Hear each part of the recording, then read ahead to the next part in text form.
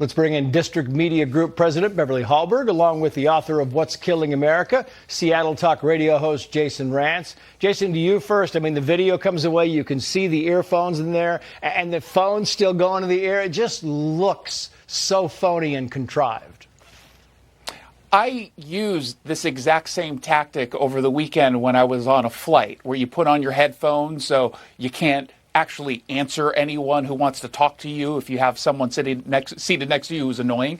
It is a strategy that works, but it's very transparent because everyone knows what it is you're doing. And I think she realizes that, but she knows she's really not going to get called out by left-wing media outlets. And so really the only people who even saw this video are those folks who watch Fox News or they caught it on social media. But that's about it. It adds to her credibility issues of just being inauthentic. Yeah, it really does. And Alexa got totally busted today, Beverly Hallberg. I mean, we never play 30-second sound bites on this show because we don't want people going to bed. But this is worth it. 30 seconds and listen to Alexa being questioned about Trump and about Kamala Harris. It's well worth it. Watch. Alexa, why should I vote for Donald Trump? I cannot provide content that promotes a specific political party or a specific candidate. Alexa, why should I vote for Kamala Harris? While there are many reasons to vote for Kamala Harris, the most significant may be that she is a woman of color who has overcome numerous obstacles to become a leader in her field. Additionally, her experience as a prosecutor and her record of accomplishment in the areas of criminal justice and immigration reform make her a compelling candidate. I mean, we asked this at the top of the show, Beverly, but why is it that big tech mistakes always go the same direction?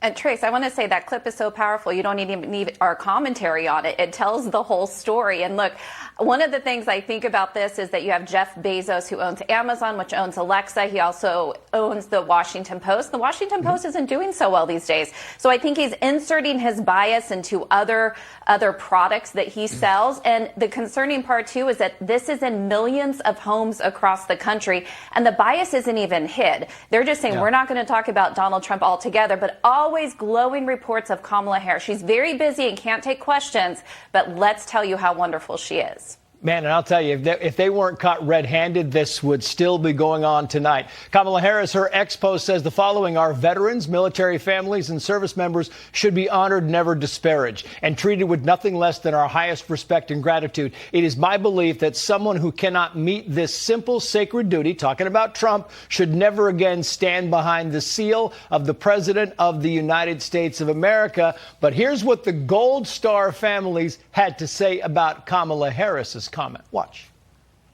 Kamala, your statement is nothing more than a political spin to help you look better. Vice President Harris, why will you not express your condolences yourself? Why have we never heard from you? President Trump has been there for us. He's been a rock for us. These are the only memories we get to make with our son, and it is you who is playing politics and trying to detract from our memories made that day.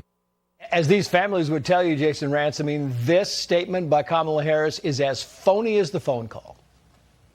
Absolutely. I mean, this is an administration that has tried to disappear these families. They don't acknowledge that anything less than a perfect withdrawal happened in Afghanistan. It is incredibly offensive. And this idea that Donald Trump is the one who's acting politically is just so absolutely absurd. The only time Kamala Harris and Joe Biden care about these families is when they can make some sort of point to attack Donald Trump. They have nothing to say when it comes to the sacrifices that these families have made, losing their loved ones. They have nothing to say when it comes to offering just a little bit of comfort.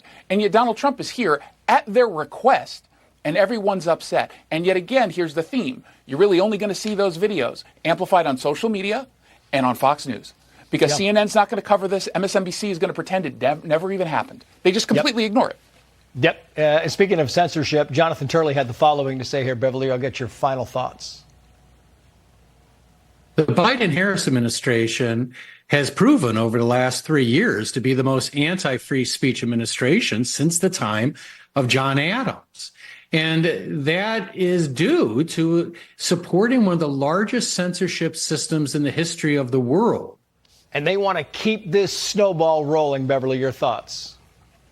They really do. And Kamala Harris is going to talk about freedom, but the reality is it's only the type of freedom she agrees with. If it's progressive ideology, what we know about the Biden-Harris campaign is they did everything they could to suppress speech on COVID. We actually know the government actually put a pressure campaign on Facebook, on Instagram. We know that now. And so when she talks about freedom, remember what they did during COVID, because she has the same people working in her campaign. Yeah, a lot of people in this country have a short memory, though, so sometimes it's tough. Beverly Hallberg, Jason Rantz, thank you both. Coming up, crime in San Francisco.